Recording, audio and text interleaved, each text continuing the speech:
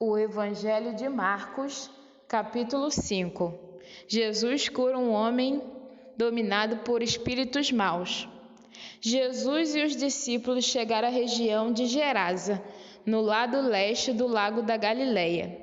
Assim que Jesus saiu do barco, foi encontrar-se com ele um homem que estava dominado por um espírito mau. O homem vinha do cemitério onde estava morando. Ninguém conseguia prendê-lo, nem mesmo usando correntes. Muitas vezes já tinham amarrado as suas mãos e os seus pés com correntes de ferro, mas ele quebrava tudo e ninguém conseguia dominá-lo. Passava os dias e as noites nos montes e entre os túmulos, gritando e se ferindo de propósito com pedras. Ele viu Jesus de longe, correu, caiu de joelhos diante dele e gritou: Jesus, Filho do Deus Altíssimo, o que o Senhor quer de mim? Em nome de Deus eu peço, não me castigue. Ele disse isso porque Jesus havia mandado: Espírito mau, saia desse homem. Jesus perguntou: Como é que você se chama? Ele respondeu: O meu nome é Multidão, porque somos muitos. E pedia com muita insistência a Jesus que não expulsasse os espíritos maus para fora daquela região. Acontece que no morro perto dali havia muitos porcos comendo. Os espíritos pediram a Jesus com insistência: Nos mande ficar naqueles porcos, nos deixe entrar neles. Ele deixou, e os espíritos saíram do homem e entraram nos porcos. E estes, que eram quase 2.000, se atiraram morro abaixo para dentro do lago e se afogaram. Os homens que estavam tomando conta dos porcos fugiram e espalharam a notícia na cidade e nos campos. Muita gente foi ver o que havia acontecido. Quando chegaram perto de Jesus, viram o homem que antes estava dominado por demônios e ficaram espantados porque ele estava sentado, vestido e no seu perfeito juízo. Os que tinham visto tudo aquilo lhes contaram o que havia acontecido com o homem e com os porcos. Então, começaram a pedir com insistência a Jesus que saísse da terra deles. Quando ele estava entrando no barco, o homem curado pediu com insistência: Me deixe ir com o Senhor. Mas Jesus não deixou e disse: Volte para casa e conte aos seus parentes o que o Senhor lhe fez e como ele foi bom para você. Então ele foi embora e contava na região das 10 cidades o que Jesus tinha feito por ele, e todos ficavam admirados. O pedido de Jairo. Jesus voltou para o lado oeste do lago, e muitas pessoas foram se encontrar com ele na praia.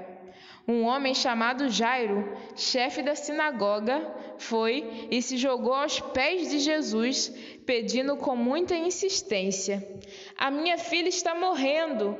Venha comigo e ponha as mãos sobre ela para que sare e viva. E Jesus foi com ele. Uma grande multidão foi junto e o apertava de todos os lados. Jesus e a mulher doente. Chegou ali uma mulher que fazia 12 anos que estava com uma hemorragia. Havia gastado tudo o que tinha, tratando-se com muitos médicos. Estes a fizeram sofrer muito, mas em vez de melhorar, ela havia piorado cada vez mais. Ela havia escutado falar de Jesus, então entrou no meio da multidão e, chegando por trás dele, tocou na sua capa, pois pensava assim: se eu apenas tocar na capa dele, ficarei curada. Logo o sangue parou de escorrer e ela teve certeza de que estava curada. No mesmo instante, Jesus sentiu que dele havia saído o poder.